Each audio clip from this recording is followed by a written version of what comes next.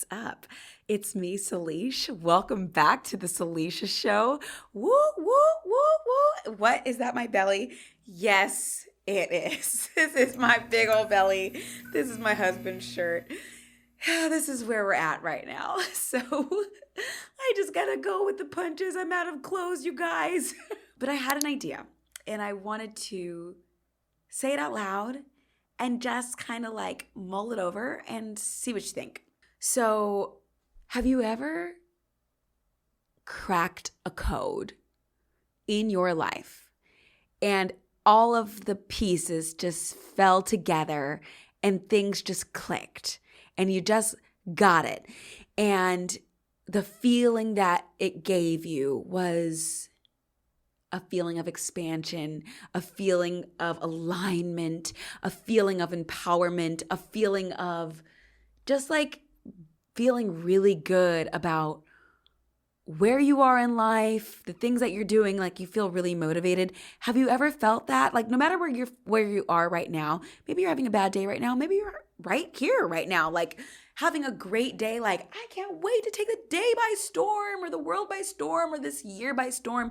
Wherever you are, like, have you experienced this?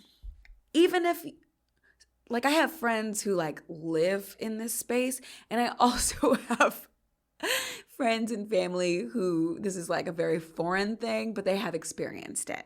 I was thinking about the idea of when you are in a good place, emotionally, mentally, spiritually, and you go somewhere exposing yourself to people or a person who have the opposite energy.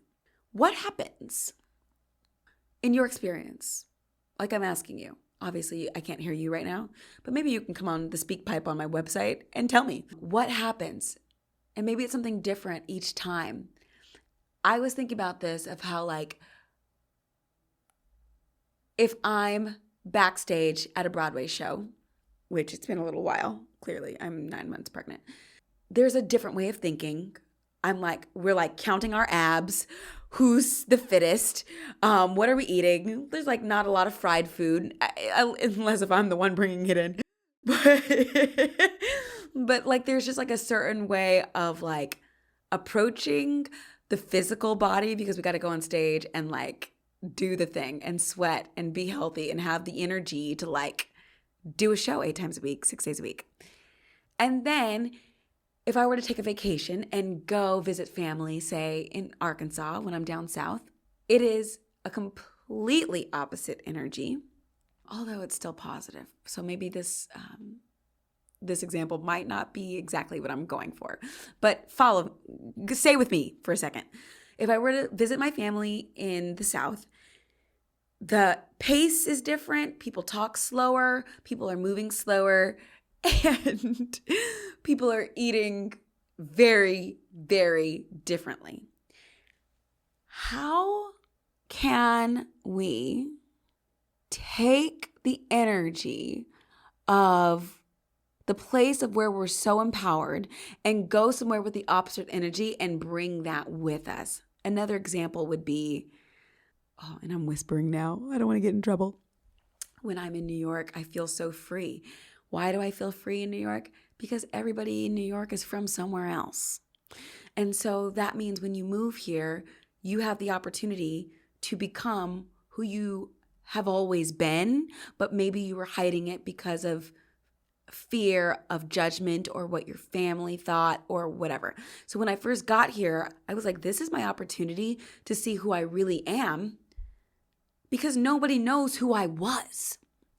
And that is a very exciting, empowering place to be in. It's like a fresh, brand new start. Now, with that said, when I go home to where I grew up for 18 years, or if you count college in the same state where I was for 21 years, people know me as something else, as they just expect who they got out of me my entire upbringing. And if I act out of that character, they're a little shocked, for better or for worse. And for my poor dear mom, who is so worried about being judged by her friends, she's usually mortified by the new discoveries that I've made or the new discoveries that she is making about me. And so I worry about that. I'm like, I don't want to embarrass my mom, but I also want to be who I am. So I guess what I'm like mulling over today is when you have cracked a code for your life, how can you keep that momentum and bring it into a different space and not allow the space to dampen that good energy that you've got flowing, but instead affect the space with the new energy that you are coming at it with? Like, if you are a vibe, oh my gosh, if you are a whole vibe, it's almost like your duty to walk into a room and continue to be that vibe. You are actually doing the world a disservice by being a whole vibe and walking into a room and letting a different vibe overtake your vibe. Like, we are here to contribute on this planet. And who you are, who you uniquely are, the color of your aura, the aura that travels with you, it's important that we stand so firm in it that when we enter a room, we can feel it. I'm speaking as if we're just assuming it's a positive vibe. I guess that's up for debate. But if you've got a vibe that other people can benefit from, it is very important that you stand firm in that and that you fill the room with the vibe that you've got instead of crushing it. Does that make sense? Like, it's like a superpower, being an atmosphere changer. If you've got something other people want, share it. I will say the opposite is true as well. Like, if I'm in a really bad mood, I know it's contagious. I will literally go and hide. I will hide so that it doesn't spread like wildfire. But if I am like feeling like sunshine, that is a really good time to like not hide. So what about reading a room? Well, if something huge or devastating has happened, I think that it's important to honor that and see it and respect it. But if we're just talking day to day, you're walking into a coffee shop, you're going grocery shopping, you're hanging out with friends, let the brightest vibe win. I like to compare this to, this is probably a stretch, a goldfish. If you put a goldfish in a bowl, the goldfish will be small enough to stay in the bowl. If you put a goldfish in a tank, it will be a little bit bigger.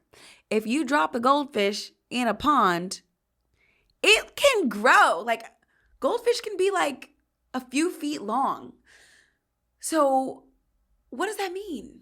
It means you adapt to the environment that you're in without even thinking about it. So either we have to like be really choosy with what environments are we allowing ourselves to be in, or we have to just be very intentional. We have to be very intentional about when we go into spaces that maybe we don't belong in, making sure we stay true to who we are. That's what I'm trying to say. I've been watching a bunch of pageants lately, and it's so fun. It's literally my favorite sport to watch. I love watching a pageant. I know there's so many opinions out there about it, but when I was like eligible to compete, it was so easy for me to like not gain a freshman 15 in college. It was so easy for me to like stay up to date on current events. It was so easy to like stay in the know of what's happening in the world, in politics, in current events, because I was preparing for a pageant. Also, like the pageants that I ran in, I made so many friends and I won scholarship money, and I just had a really positive experience or positive experiences. And then like at a certain point in the Miss America organization, I aged out. And when that happened, it was like, okay, well, pageants now can't be my motivation for like staying in shape or like being up to date on current events because I can't run anymore. So then like I have to find a new motivation. But it's why I love pageants so much. It's like it inspires me to be competition ready, which usually means me showing up in the world as the best version of myself. So even though that's pageants for me, what is that for you? What is that thing that you love or that you have been striving for, that when you go for it or when you attain it, it really makes you like pop. It really makes you feel the most put together, the most aligned. Like, what is that?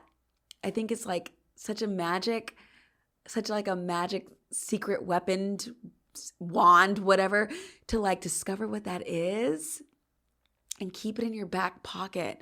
And if it changes over time, that's okay. But to just like keep tabs on what that is so that you always have something to keep you like inspired, to keep growing, to be better, to like make your younger self proud. Do you know what I mean? Like, what would your 8-year-old self say about where you are today? Would he or she be like excited for you? Would he or she be proud of you? Like, what would they say? I don't know, just something to think about.